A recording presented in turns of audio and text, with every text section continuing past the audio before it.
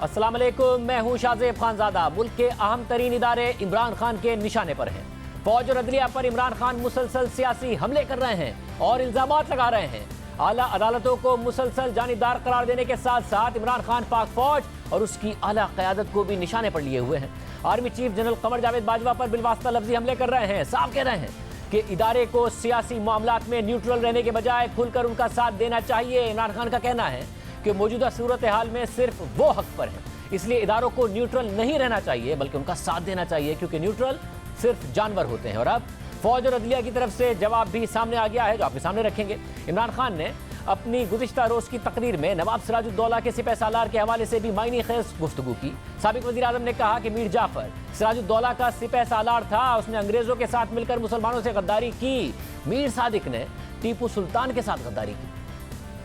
ये कौन थे मीर जाफर और मीर सादिक? मीर जाफर जो मुसलमानों का, मुगलों का गवर्नर सिराजुद्दौला था, उसका सिपह सलार था, कमांडर इन चीफ था। उसने अंग्रेजों के साथ मिलके गद्दारी की सिराजुद्दौला से। और मीर सादिक वो था जिसने टीपू सुल्तान से आखिर में जाके अंग्रेजों के साथ मिलके गद्दारी की और टीपू सुल्तान की शहादत हुई।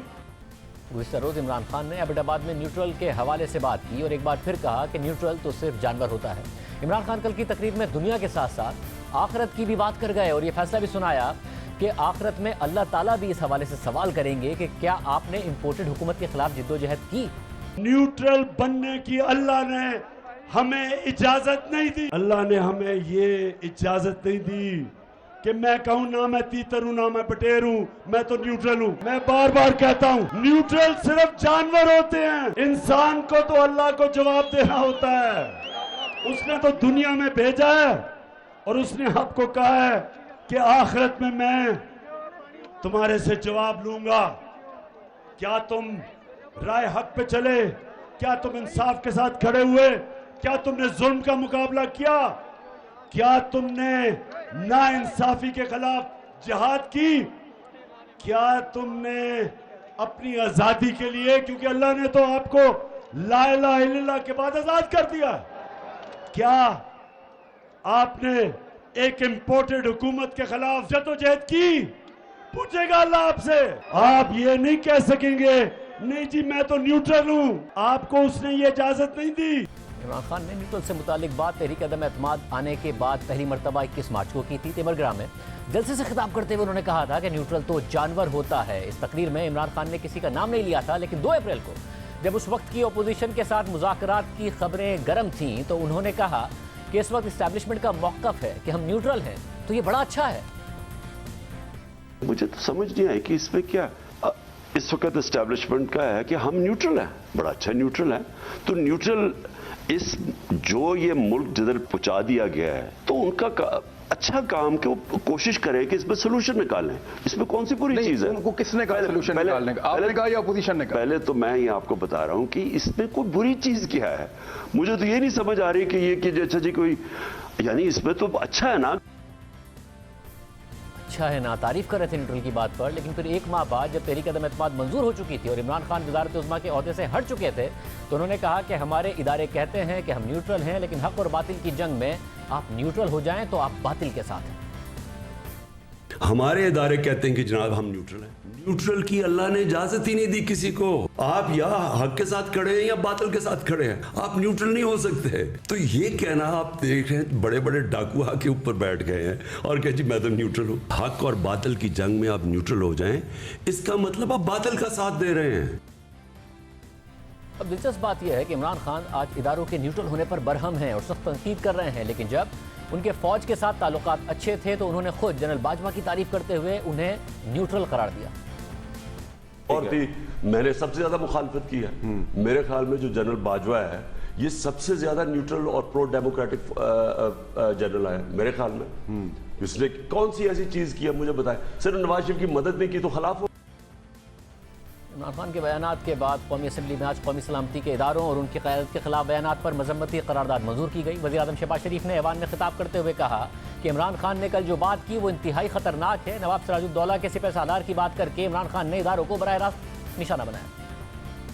कल पीटीआई के जो चेयरमैन हैं उन्होंने जो कल बात की है जनाब स्पीकर वो हौलनाक है, वो इंतहाई खतरनाक है। इमरान नियाजी ने जो बदतरीन गुफ्तगू की है पाकिस्तान के इदारे के बारे में और सराजुद्दौला का नाम लेके और मीर जाफर का नाम लेके एक मिसाल जो दी है, इससे ज्यादा कभी हरकत कोई और हो नहीं सकती। पाकिस्तान के खिलाफ ये एक साजिश है, उस इदारे के खिलाफ एक साजिश है। इस मुक़्तदर इदारे ने पाकिस्तान की किसी हुकूमत, किसी वज़ीर आज़म को इस तरह सपोर्ट नहीं किया जिस तरह इमरान खान नियाजी को किया था। लाइटर वे में कहा करता था और कहता हूं कि इसकी जितनी सपोर्ट इस लाडले को मिली, अगर 20% या 30% आपको या किसी और को या हमें मिली होती तो हम इस मुल्क को इस तरह जिस तरह जहाज उड़ता है इस तरह ले चलते अल्लाह ताला के फजलो करम से। मगर इस तमाम तर सपोर्ट के बावजूद ये बुरी तरह नाकाम हुआ और आज अगर मैं नहीं खेलूंगा तो किसी को नहीं खेलने दूंगा।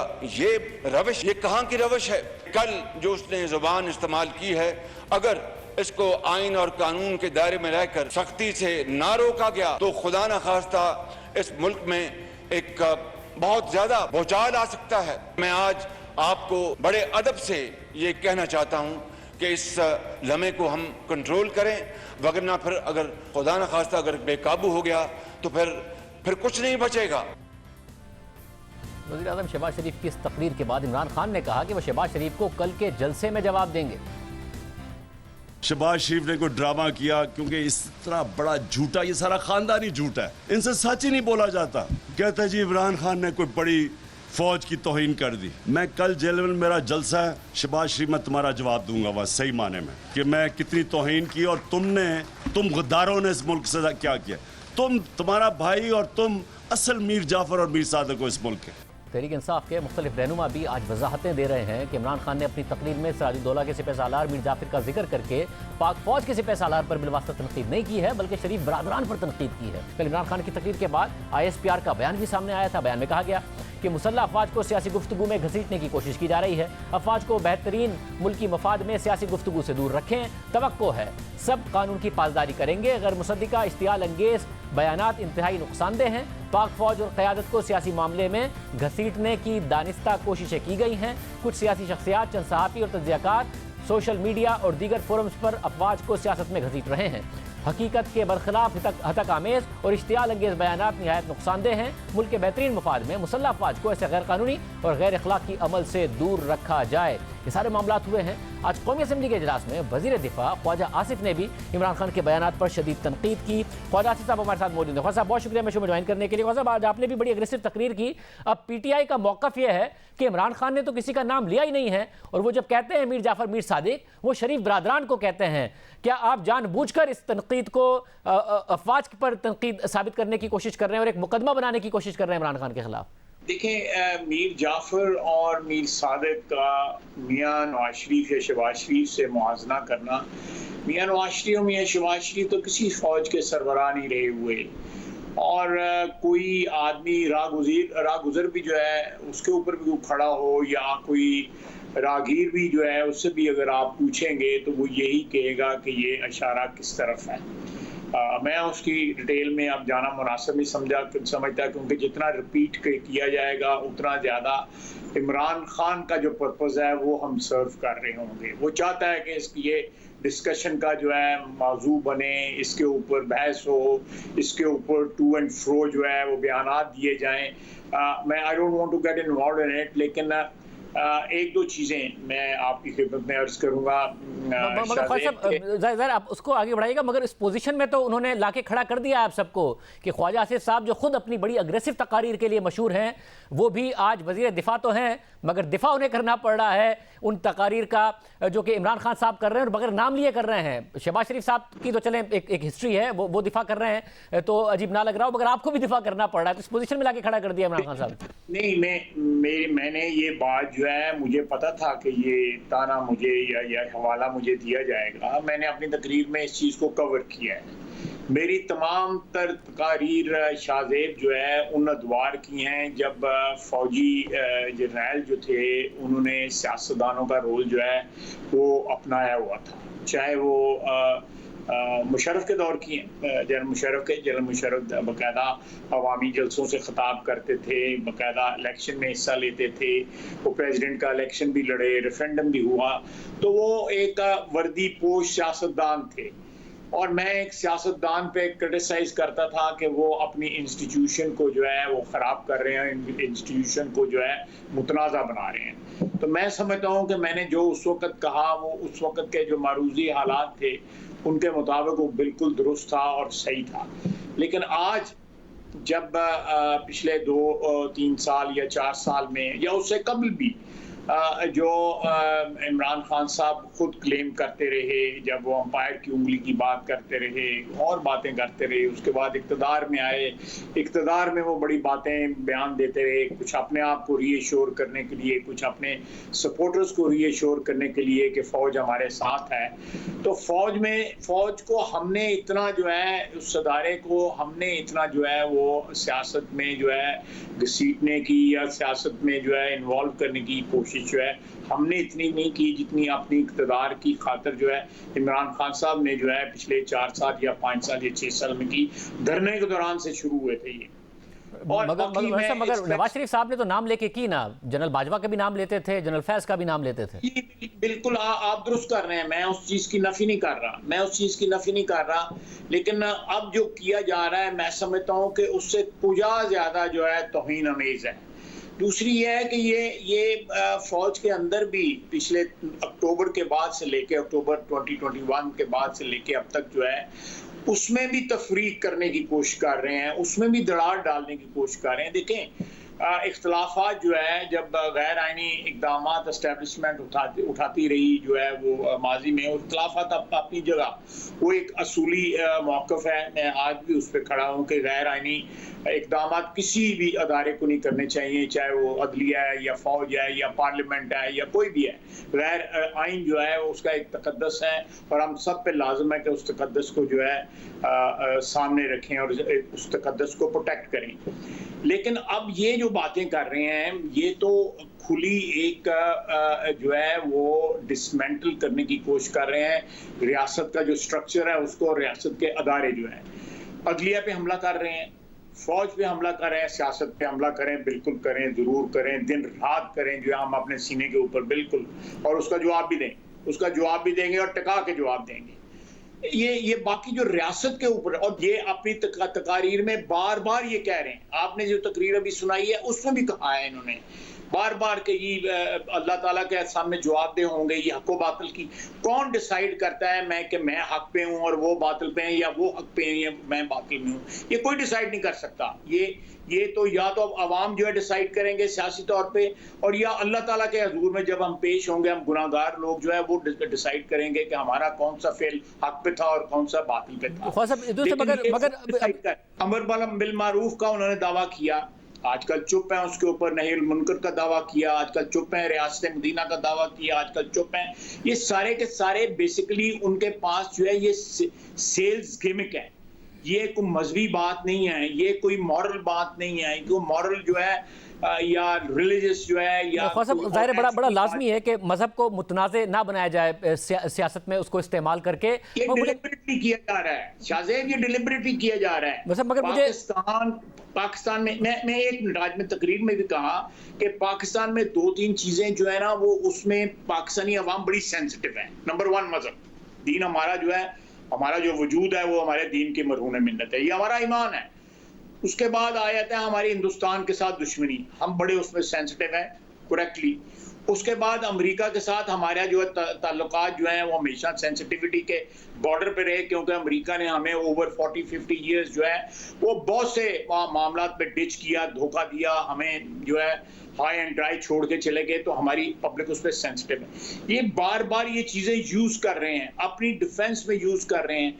जब ज़रूरत होती है तो इनको अपना लेते हैं, जब जरूरत नहीं रहती उनके। मगर ख्वाजा साहब, उसमें मसला यह है कि आपको सियासी तौर पर वो डैमेज कर रहे हैं या नहीं कर रहे हैं, जिसकी वजह से नजर आ रहा है कि आप लोगों की तो तवक्को ये थी कि इमरान खान अवाम में जाएंगे तो अवाम उनके साथ नहीं होंगे। होंगे, मगर अवाम साथ हो रहे हैं। उनका जो बयानिया है, जो अमेरिका मुखालिफ है, और आप लोगों को जब वो कहते हैं कि इंपोर्टेड हुकूमत है, वो उनके सपोर्टर्स में तो सेल हो रहा है। और दूसरा आपका बयानिया जो था, उन्होंने उसमें भी आपको हिट कर दिया है। आप एक एंटी एस्टैब्लिशमेंट फोर्स के तौर पर खड़े थे, वोट को इज्जत देव की बात करते थे। उन्होंने एक तकरीर में यह भी कहा कि सिर्फ आप लोग ही नहीं बल्कि आपके हैंडलर भी, और जो आपके हैंडलर हैं वो आपको पता है किसको कह रहे हैं। तो आपके तो उन्होंने बयानिए को मुकम्मल तौर पर डिस्टर्ब कर दिया और चैलेंज कर दिया है। आपके पास क्या अगले इलेक्शन में जाने के लिए? देखें, मेरी बात सुने। वोट को इज्जत दो का जो नारा है, या हमारा जो मोटो है, या हमारा जो नस्ल ऐन है, वो आज भी कायम और दायम है, क्योंकि वो आइन के ऐन मुताबिक है। वो कोई आइन से बालातार या आइन के मावरा कोई चीज नहीं है। वो आज भी बिल्कुल हम वहीं पे खड़े हैं, 1 इंच भी वहां से नहीं हिले जो वोट को इज्जत दो का। हमने ये वोट को इज्जत दो की जो एक्सरसाइज है, सबसे बड़ी एक्सरसाइज हुई है जो हमने वोट ऑफ नो कॉन्फिडेंस किया है। हमने वोट ऑफ नो कॉन्फिडेंस के इमरान के खिलाफ करके सबसे बड़ा सबूत दिया है कि हम वोट को इज्जत देने के जो है ना बिलीव करते हैं। उस पे मतलब उसी में कह रहे हैं ना कि उसके पीछे आपके हैंडलर हैं, तो ये फिर प्योर कॉन्स्टिट्यूशनल तो ना हुआ। आखिरी वक्त तक ये अपने हैंडलर्स के साथ 1 पेज पे रहे, उनको कहते रहे कि फलां की ट्रांसफर कर दो, फलां की ना ट्रांसफर करो, ये करो, वो करो। ये तो फवाद चौधरी साहब ने खुद कहा है कि हमारा वजह तनाजा ये बना, अक्टूबर के बाद बना। हमारे एस्टेब्लिशमेंट ने हमारे सर से हाथ उठा लिया, इसलिए हम हुकूमत से बाहर निकले। ये ऑन रिकॉर्ड है, आपको भी पता है कि मुझे ख्वार साहब है ऑन रिकॉर्ड। मगर ख्वार साहब, ये कैसे रिफ्लेक्ट करता है हमारे मुल्क के ऊपर कि एक वजीर आजम जिसका इख्तियार है DGISI लगाना, वो अगर अपनी मर्जी के लिए लगाना चाह रहा था तो आर्मी चीफ उससे नाराज हो गए और फिर छुट्टी हो गई उसकी। ये कैसे रिफ्लेक्ट करता है पाकिस्तान की जमहूरियत पर? देखें, मैं इसमें मैं जो आपकी बात जो है वो on the face of it लगेगा कि ये बात जो है दुरुस्त है, लेकिन एक आप आर्गुमेंट दे रहे हैं, मैं उसका जवाब देता हूँ। देखें, इस चीज के ऊपर इतनी बड़ी रिस्क लेना जो है उसका मतलब यह है कि सियासी तौर पे उनकी ये जरूरत थी। ये उन्होंने अगले दिन एक इंटरव्यू में भी कहा है। ये क्या कहते हैं, पॉडकास्ट कहते हैं, मुझे ये नाम जो है उसमें कहा है उन्होंने। उसमें जो आप बात कर रहे हैं, मेरे जवाब देने की बजाय अगर वो सुन लें तो आपको जवाब मिल जाए। उन्होंने कहा है कि दिसंबर तक वो चाहते थे कि जनरल फैज रहें, क्योंकि उन्हें लगता था अफगानिस्तान की सिचुएशन के अलावा कि सियासी तौर पर आप लोग एक्टिव हो रहे हैं और नो कॉन्फिडेंस आएगी, तो वो चाहते थे कि आईज एंड ईयर्स हैं उनको रखें। आप क्यों इतनी एहतियात कर रहे हैं? मरीम नवाज साहबा ने तो कह दिया वो तो आपके वो हाथ थे जिनसे आप अपोजिशन को कंट्रोल करने की कोशिश करते थे। देखें जी, DGISI को ये कहना उसके मुतल्लक कि वो सियासी तौर पर उनको शूट करते थे उनके आईज एंड ईयर्स से, इसका क्या मतलब है? DGISI is not a politician. He is not supposed to render political support to the government. उसने इंटेलिजेंस जो है प्रोवाइड करनी है, इंटरनेशनल सीन की भी प्रोवाइड करनी है और इंटरनल सीन की भी प्रोवाइड करनी है। और वो इंटेलिजेंस सारी की सारी मुल्क की दफा उसका जो है बेस होता है, मुल्क की दफा उसका रेफरेंस होता है। वो इमरान खान की सियासत उसका रेफरेंस नहीं है। प्लीज डिफरेंशिएट करें इसमें। या अगर मैं हुक्मरान हूं, या नवाज शरीफ या शहबाज शरीफ या कोई भी हुक्मरान है, अगर वो ये चाहेगा कि DGISI जो है वो मेरा सबॉर्डिनेट बन जाए, ये मेरी से सियासत को जो है वो प्रोटेक्शन प्रोवाइड करे, मेरी सियासत को वो पेट्रनाइज करे, या आर्मी चीफ मेरी सियासत को पेट्रनाइज करे, मुझे स्पॉन्सर करे, मेरी कफालत करे, सियासी कफालत करे, तो मैं समझता हूँ कि ये गलत डिमांड है। ये गैर आईनी, गैर कानूनी डिमांड है, गैर इखलाकी डिमांड है, गैर सियासी डिमांड है। इसके ऊपर why should any general should ओबे हिज ऑर्डर्स, यू नो। मगर ख्वार साहब, इस पूरी की पूरी सिचुएशन में मसला ये कि आप लोग कानूनी कार्रवाई की बात कर रहे हैं। वजीर आजम शहबाज शरीफ ने भी की और आज आपने भी कहा कि इसको रोकना होगा। सियासी तकरीर है, सियासी तौर पर जवाब दीजिए, जैसे आप इस वक्त भी दे रहे हैं, वजीर आजम भी दे सकते हैं। कानून इस्तेमाल करेंगे तो क्या ये दुरुस्त होगा? इमरान खान साहब कोई बात कर रहे हैं, उसका आप लोग भी जवाब दीजिए। आप मुझसे ये सवाल पूछ रहे हैं, मैं ख्वाजा आसिफ आपको ये जवाब दे रहा है। मैं उनके खिलाफ जो है, इमरान खान के खिलाफ जो है किसी किस्म की कार्रवाई जो है कम से कम मौजूदा हालात में या फौरी तौर पे जो है उसके हक में नहीं। मैं अपना ज़ाती ओपिनियन आपको दे रहा हूँ। मेरा जो पॉलिटिकल एक्सपीरियंस है कि अब जब भी आपने सियासी मुखालफों को इंतकाम का नक्शे निशाना बनाया, किसी भी जस्टिफाइड तरीके वजह के ऊपर भी एडवांटेज उनको मिला है। आप डिसएडवांटेज जो है आपको इन द लॉन्ग रन मिला है। एक बात। दूसरी बात यह है कि इमरान खान ने एक एक मिसाल जो है वो कायम की पिछले 4 साल के अंदर कि उन्होंने जिस तरह पंजाबी में कहते हैं रज के जो है उसने जो है अदारों को अपने सियासी मुखालफों के खिलाफ इस्तेमाल किया। एंटी करप्शन का अदारा, FIA का अदारा, नैब का अदारा, IB का अदारा, आप अदालतें जो जहां भी उनकी मसला एंटी करप्शन की अदालतें या कोई और अदालतें जो सबऑर्डिनेट अदालतें, मैं उनकी बात कर रहा हूं, तो ये सारे उन्होंने इस्तेमाल किए। मैं नहीं चाहता कि हमारे ऊपर ये इल्ज़ाम लगे कि हम अदालतें इस्तेमाल कर रहे हैं, हम अदारे इस्तेमाल कर रहे हैं, हम कानून का इस्तेमाल कर रहे हैं अपनी ज़ाती रंजिश या आप ये इंटरप्रेट गलत होगा अगर आप सियासी बात जो है उसको इस तरह टैकल करें सियासत की तरफ, जिस तरह आप कह रहे हैं। आप मुझसे गुफ्तगू कर रहे हैं, आप इमरान खान का रेफरेंस दे रहे हैं, उसके अमाल का रेफरेंस दे रहे हैं, मैं उसका जवाब दे रहा हूं। आप मेरे अमाल का रेफरेंस दे रहे हैं, मैं उसको डिफेंड कर रहा हूं। ये सियासत है और मेरा ख्याल है सियासत इसी तरह ही होनी चाहिए। हो सकता है मेरे कुलीग्स या मेरे कुछ दोस्त जो है, सियासी दोस्त जो हैं या हम रकाब जो हैं, हम सफर जो हैं, वो इससे इख्तलाफ करें, लेकिन मैं समझता हूं कि आप जब पावर में होते हैं, जब पावर इस्तेमाल करते हैं अपने मुखालफों के सामने, वो जितनी भी जस्टिफाइड हो उसको सियासी रंग नहीं देना चाहिए। ये बड़ी अहम बात है, ये बड़ी अहम बात है। खान साहब, उम्मीद करते हैं कि ऐसा ही नून लीग की हुकूमत करेगी और सियासी टारगेटिंग उस तरीके से नहीं करेगी। बड़ी अहम बात है और ये अच्छी बात है कि आपकी तरफ से ये बात की जा रही है। और मैं बिल्कुल इसके हक में हूँ। मेरी 32 साल सियासत में और उससे पहले 40-50 साल मेरे वालिद बुजुर्ग, अल्लाह उनको जन्नत में जगह दे, उनकी मुझे जो तरबियत जो थी जो उनकी, ये मैं उसके मुताबिक बात कर रहा हूँ। और मैं अपनी पार्टी के पे भी मुझे पूरा एतमाद है, अपनी लीडरशिप पे पूरा एतमाद है कि वो इसी तरह ही करेंगे, क्योंकि ये चीज़ जो है लॉन्ग रन में हमारे अदारों के लिए अच्छी है, हमारे वतन की सियासत के लिए अच्छी है। हमें सबसे ज्यादा जो चीज मारेगी वो पोलराइजेशन है, हमारे मुल्क को तितर बितर कर देगी, मुंतशिर कर देगी पोलराइजेशन, चाहे वो मजहबी हो या सियासी हो या किसी भी। आप देखें गारे हरा में पत्थरों पे लिखा हुआ है नवाज शरीफ चोर है, PTI इस नीचे लिखा हुआ है। आप जिस शहर के अंदर कुत्ते नहीं भौंकते वहां पे नंगी गालियां मरियम औरंगजेब को दी गई हैं, रोजा रसूल से चंद कदम के फासले के ऊपर। रोजा रसूल जहां पे जाके जो है सारी दुनिया के सर जो है जब उस तकद्दस में और एहतराम में जो है झुक जाते हैं, उस जगह पे इन लोगों को जो है सियासत जो है ये तो चीजें मॉडल हैं, ये चीजें तो आर्जी हैं। और वो तो परमानेंट चीज तो बंदगी है, जिस रोजे पे गए हुए थे उस शख्सियत सल्लल्लाहु अलैहि वसल्लम की बंदगी है, उनकी ताबेदारी है, उनकी शिफात की ख्वाहिश है। बहुत शुक्रिया खान साहब की गुफ्तगू आपने सुनी। प्रोग्राम में ब्रेक शामिल करते हैं। आज अदालत की तरफ से भी इमरान खान साहब की जो तकारीर थी उसके बाद जवाब आया है, क्या मामला है आप सामने रखेंगे ब्रेक के बाद।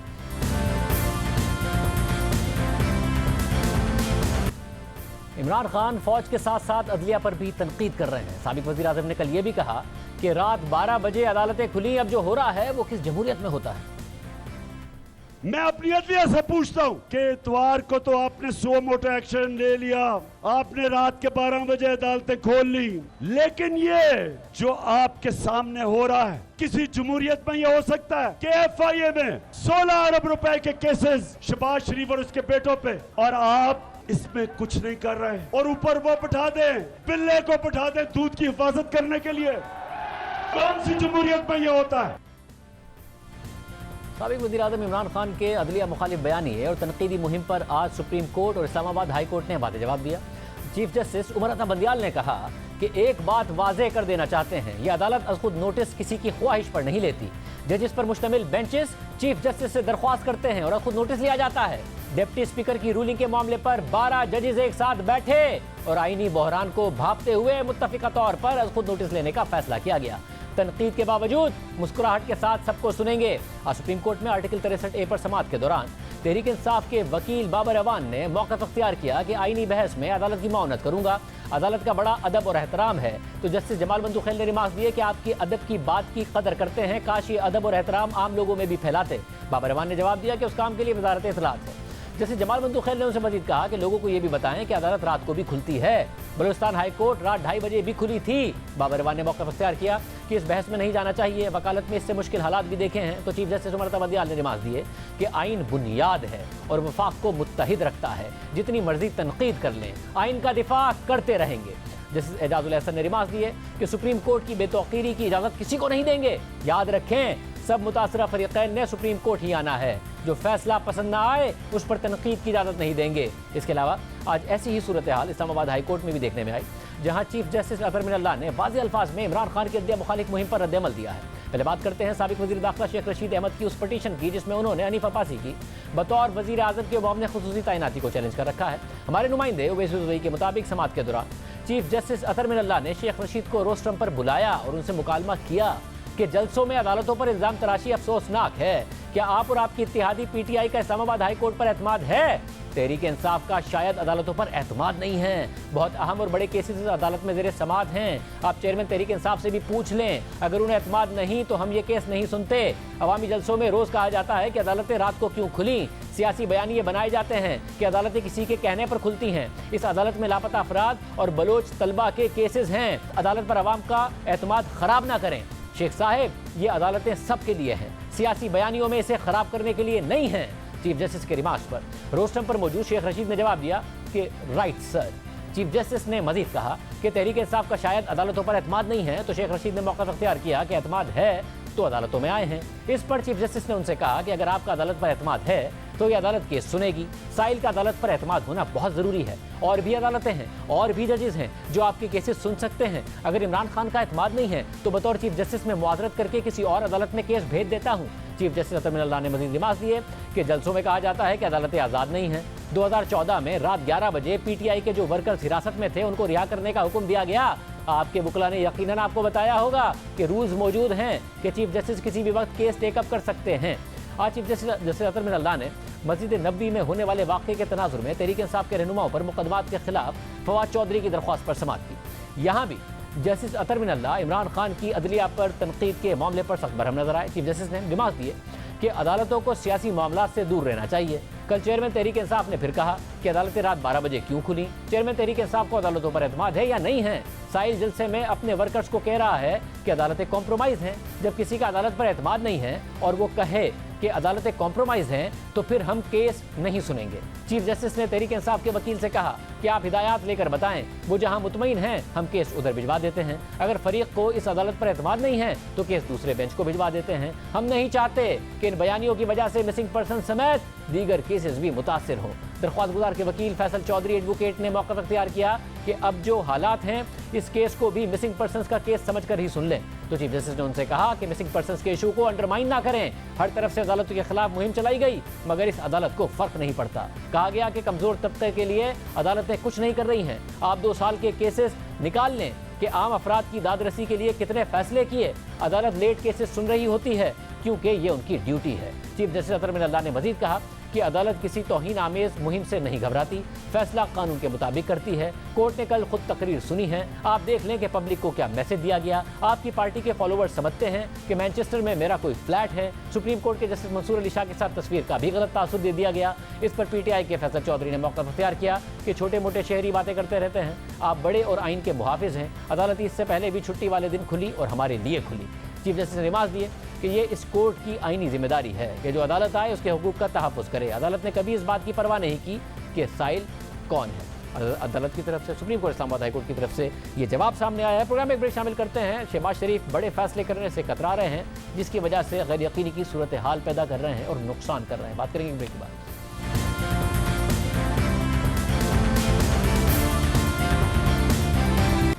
इस वक्त मईशत में गैर यकीनी की सूरत हाल बुलंद सतह पर पहुंच गई है और इसकी वजह नई आने वाली हुकूमत का कोई फैसला नहीं है बल्कि इस हुकूमत का वक्त पर फैसला ना करना है।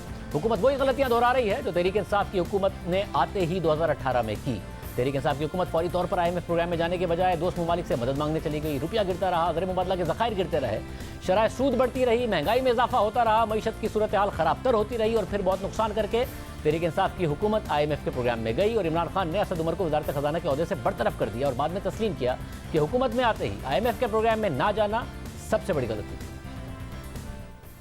ये ठीक है तनकीद, हमें IMF के पास जल्दी जाना चाहिए था, ये बिल्कुल ठीक है। हमें तजर्बा भी नहीं था, मैं मानता हूँ ये वो ठीक है बात कि हमें ज़्यादा जल्दी जाना चाहिए था। मैं अगर पीछे देखता हूँ तो वो जो दौर था जब कि IMF में जाना है नहीं जाना, उससे हमें बड़ा नुकसान हुआ और वो हमारा शुरू का दौर था।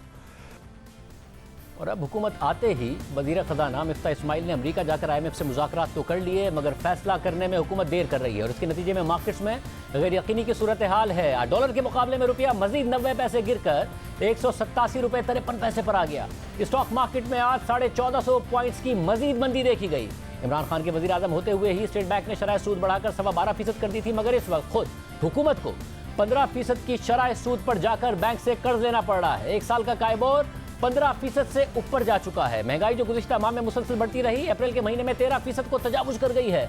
15% से ऊपर जाने की तवक्को है और 10 माह का तिजारती खसारा 40 अरब डॉलर्स को पहुंच गया है। साथ साथ इस वक्त सूरत हाल ये है कि महंगाई में इजाफा अपनी जगह है और गैर यकीनी की सूरत हाल अपनी जगह है और अगर ये सूरत हाल बरकरार रही तो मईशत के लिए जहर कातिल साबित होगी। हुकूमत को IMF प्रोग्राम की बहाली के लिए वो मुश्किल फैसले करने हैं जिनसे महंगाई में तो मजीद इजाफा होगा, मगर उसी से IMF का प्रोग्राम बहाल होगा और मुआशी इस्तेहकाम के लिए गैर यकीनी की सूरत हाल खत्म होगी। गुज़िश्ता हुकूमत जाने से पहले अपने ही IMF प्रोग्राम से मुआहदे की खिलाफवर्जी कर गई। IMF से बिजली और पेट्रोल की कीमतों में कमी का वादा किया, मगर हुकूमत गिरने का खतरा पैदा हुआ तो उल्टा बिजली और पेट्रोल की कीमतें कम कर दी। हालांकि गुज़िश्ता हुकूमत ने IMF को लिख कर दिया था कि पेट्रोल की कीमत पर लेवी 1 लीटर पर 30 रुपये वसूल करेंगे, बिजली की कीमतों में मजीद इजाफा करेंगे, मगर उल्टा लेवी को सिफर कर दिया। ऊपर से 3 माह के लिए मार्च से मई तक पेट्रोल और डीजल पर सब्सिडी का भी ऐलान कर दिया और बिजली की कीमतों को भी 5 रुपये फी यूनिट कम कर दिया और IMF प्रोग्राम लटक गया। जब ये हुकूमत आई तो ज़र मुबादला के ज़खायर कम होकर 10.8 अरब डॉलर्स की सतह पर आ चुके थे, जो 2 माह की दरामदाद के लिए भी काफ़ी नहीं है और उसमें 3 अरब डॉलर्स 4% की शरह सूद पर सऊदी अरब ने इस शर्त पर गुज़िश्ता हुकूमत को दिए थे कि अगर IMF का प्रोग्राम नहीं होगा तो सऊदी अरब ये पैसे वापस निकाल लेगा। मगर इस सब के बावजूद शहबाज शरीफ की हुकूमत मुश्किल फैसले करने से कतरा रही है और मुआशी गैर यकीनी में दिन ब दिन इजाफा कर रही है। सोने पर सुहागा यह है कि वाज़े नजर आ रहा है कि इस वक्त नून लीग में तकसीम है। अमेरिका में IMF के वफ्द की मिफ्ता इस्माइल से मुलाकात के बाद जो प्रेस रिलीज आई उसमें IMF की तरफ से वाज़े तौर पर लिखा है कि इस बात पर इत्तफाक हुआ है कि अनफंडेड सब्सिडीज़ को ख़त्म करने के लिए फौरी एक्शन लिया जाएगा, क्योंकि इन सब्सिडीज़ की वजह से IMF की अगली किस्त पर मुज़ाकरात सुस्तरवी का शिकार हो गए थे। खुद वज़ीर ख़ज़ाना मिफ्ता इस्माइल ने तेल की कीमतों में इजाफे का इंदिया दिया, मगर फिर वज़ीर आज़म शहबाज शरीफ ने तेल की कीमतों में इजाफे की सबरी मुस्तरद कर दी और मार्केट में एक दफ़ा फिर गैर यकीनी की सूरत हाल पैदा कर दी। हम आपको पहले भी प्रोग्राम में बता चुके हैं कि गुज़िश्ता हुकूमत की तेल और बिजली पर दी गई सब्सिडीज़ गरीब आदमी को टारगेट करने के लिए नहीं है और ख़ुद साबिक वज़ीर ख़ज़ाना शौकत तरीन भी इस ब्लैंकेट सब्सिडी के हामी नहीं थे, क्योंकि गरीब आदमी को कम और अमीर आदमी को उसका ज़्यादा फ़ायदा होता है। खुद वज़ीर ख़ज़ाना मिफ्ता इस्माइल इस सब्सिडी के खिलाफ हैं, क्योंकि जो जितना अमीर है और उसके घर में जितने ज़्यादा AC और जितनी गाड़ियाँ हैं उसके उतना ही ज़्यादा उस सब्सिडी का फ़ायदा हो रहा है। जितनी बड़ी गाड़ी है उतना ज़्यादा वो पेट्रोल इस्तेमाल कर रहा है, उतना ज़्यादा सब्सिडी का फ़ायदा उठा रहा है। मगर शहबाज शरीफ हुकूमत फिर भी तनकीद के डर से मुश्किल फैसले करने को तैयार नहीं है और सोने पर सुहागा यह है कि कोई सिमत ही नहीं है। वज़ीर ख़ज़ाना मिफ्ता इस्माइल IMF प्रोग्राम की बहाली और इसमें 2 अरब डॉलर्स के इजाफे के साथ अगले साल तक तोसी चाहते हैं, मगर साबिक वज़ीर ख़ज़ाना इसहाक़ डार इस IMF प्रोग्राम को ख़त्म करके नया IMF प्रोग्राम चाहते हैं। हमने उनसे गुजारिश करी है कि ये प्रोग्राम को आप 1 साल चलाएं। उन्होंने उसका खुशी का इजहार किया है, लेकिन फर्म कमिटमेंट लिखत पढ़त में जो है वो अगले 15 दिन में इंशाल्लाह हो जाएगा। हमने इनसे गुजारिश करी है कि आप उसको $2 बिलियन से इन्हेंस करें। वो भी बात उनको समझ में आई है कि हम पॉजिटिव कैश फ्लो में फंड के साथ प्रोग्राम के थ्रू होंगे तो इंशाल्लाह उसको भी लिखत पढ़त में ले आएंगे। अब उन्होंने भी हमसे कुछ गुजारिशात करी हैं या उन्होंने भी हमसे कुछ सामने बात रखी है, जिसके अंदर मैंने समझ के कहा है कि yes, in principle I agree that these things should be reversed. आप खिलाफ है इसके कि एक्सटेंड नहीं करना चाहिए, 6 बिलियन तक ही रहना चाहिए और सितंबर में खत्म हो जाए प्लान? मेरे नजदीक तो नया प्रोग्राम करना चाहिए। ये programme was onerous, this programme was very badly negotiated. Who are they to tell us कि हमारा रुपया किधर होना चाहिए? Who are they to tell us कि हमारा इंटरेस्ट रेट किधर होना चाहिए? ये हमने अपने मुल्क को चलाना है, हमने डिक्टेशन लेके अपने बेड़ा गर्क कर रहे हैं। आप हमें पीनट देते हैं, आप हमें मिलियन टाइम ज्यादा हमें नुकसान करके चले जाते हैं। इसके अलावा इस वक्त कुछ हुकूमती वज़रा कह रहे हैं कि ये हुकूमत अपना टर्म पूरा करेगी, मगर इसहाक़ डार जो नवाज शरीफ साहब के करीब हैं और वैसे भी लंदन में हैं, वो ये कह रहे हैं कि हमें फौरी इलेक्शन की तरफ जाना चाहिए, अक्टूबर तक हमें इलेक्शन की तरफ जाना चाहिए। यानी इस हुकूमत की इस वक्त ना कोई सियासी सिमत नज़र आ रही है, ना मुआशी सिमत नज़र आ रही है। जब नो कॉन्फिडेंस की बात चल रही थी, हमने बार बार इस तरफ इशारा किया था कि फैसले करना मुश्किल होगा अगर नए इलेक्शन नहीं होते। ये हुकूमत सर्वाइव करती है तो ये क्योंकि कमजोर हो गई होगी, पॉपुलिज्म में अनपॉपुलर फैसले नहीं कर पाएगी, तो मीशत का नुकसान है। अगर अगले इलेक्शन नहीं होते हैं और ये लोग हुकूमत बना लेते हैं तो ये भी कोई मुश्किल फैसले नहीं कर पाएंगे, क्योंकि इनको ये होगा कि हमने रिलीज देना है, तब हुकूमत के खिलाफ आए और हमारे पास मैंडेट नहीं है, 1.5 साल का टाइम बाकी है, ये भी मुश्किल फैसले नहीं कर पाएंगे। मुल्क की मीशत के लिए कुछ अच्छा नहीं होने जा रहा है दोनों। इस वक्त हमारे साथ मारूफ बिजनेसमैन आरिफ हबीब साहब मौजूद हैं, जो कि शहबाज शरीफ हुकूमत की रुकन भी हैं इकनॉमिक एडवाइजरी काउंसिल जो उनकी तरफ से बनाई गई है। आरिफ हबीब साहब बहुत शुक्रिया मुझे ज्वाइन करने के लिए। और सब ज़ाहिर स्टॉक मार्केट में मंदी, रुपया गिर रहा है डॉलर के मुकाबले में, ये इसलिए है कि हुकूमत की कोई सिमत है जिससे इस वक्त मार्केट मुतमईन नहीं है, या फिर इसलिए कि कोई सिमत नहीं है, इसलिए कि हुकूमत ने जो फैसले किए हैं उससे मार्केट मुतमईन नहीं है, या इसलिए कि हुकूमत फैसले नहीं कर पा रही है जो उसे करने हैं टाइम पर? आई थिंक हुकूमत के फैसला न करने की वजह से है, क्योंकि ये जब से बातचीत हो रही है, पर्टिकुलरली जो IMF के साथ डायलॉग हुआ है और IMF के प्रोग्राम के साथ जो है वो बाकी जो हमें सपोर्ट आनी है वो भी ऐसा लगता है कि उससे जुड़ी हुई हैं। तो ख़बरें इस किस्म की आ रही हैं कि बाकी जो फ्रेंडली कंट्रीज़ हैं वो भी इसी की तरफ जो है इंसिस्ट कर रही हैं कि IMF के साथ आप प्रोग्राम को रिज्यूम करें, तो फिर हम आपके साथ जो है वो चल सकते हैं। तो आई बिलीव कि इसमें भी जो कुछ कॉन्फ्लिक्टिंग खबरें आती रहती हैं, कभी कहते हैं कि जो IMF की कंडीशनलिटीज़ हैं उसको हम जो मीट करने के लिए जो इक़दाम हैं वो हम जल्दी कर लेंगे, फिर लेकिन जब उसके डिसीशन का वक्त आता है तो वो डिसीशन तो नहीं हुआ होता और उसको और डिफ़र किया जा रहा है। तो उससे ज़रा ये जो गैर यकीनी की सूरत हाल डेवलप हो रही है और उससे ज़ाहिर है वो तो फिर नर्वसनेस बढ़ रही है उससे। मतलब अब इस वक्त सूरत हाल ये है कि अगर हुकूमत IMF की डिमांड्स के मुताबिक कीमतें बढ़ा दे तो जो इन्फ्लेशन 13.5% पर अप्रैल में आई है, तवक्को 15% पे जाएगी, वो कहीं 16-18% पे ना चली जाए, मगर IMF का प्रोग्राम जाहिर है उसके बगैर बहाल नहीं होगा। तो क्या इस वक्त बेहतर है, IMF के प्रोग्राम की बहाली का फैसला करना चाहिए शहबाज शरीफ साहब को, या ये फैसले करने चाहिए जिसके तहत वो सब्सिडीज़ को बरकरार रख रहे हैं? आप बतौर रुकन एडवाइजरी काउंसिल क्या मशवरा देंगे उन्हें?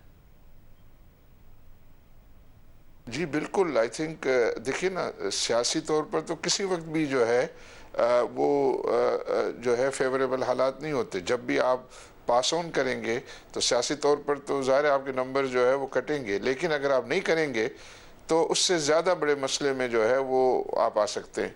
क्योंकि जब भी ऐसा हुआ, पास में भी ऐसा हुआ था कि आपको पता होगा कि मुशर्रफ के भी आखिरी दिनों में इसी तरह हुआ था कि डिले कर रहे थे, और डिले जब किया तो उसकी बहुत बड़ी कीमत अदा करनी पड़ी। तो अभी तो ये है कि डेफिनेटली इसकी जो इम्पेक्ट है वो इम्पेक्ट तो ऐसे लोग हैं कि जो ज़्यादा बड़ी गाड़ियाँ रखते हैं, जो गाड़ियाँ रखते हैं, जो अफोर्ड कर सकते हैं, ज़्यादातर तो ये उनको पास ऑन होगा, वो ट्रांसपोर्ट पे पास ऑन होगा। लेकिन ये है कि ये फ़ैसला जो है वो करना जल्द या बदेर नागुज़ीर है। तो बेहतर यही है कि इसको अगर यही कंडीशन है तो इसको जो है जल्दी से मीट कर लिया जाए ताकि जो है वो आगे बढ़ें और तमाम लोगों का जो कॉन्फिडेंस है ऑन पाकिस्तान इकोनॉमी वो रिस्टोर हो जाए।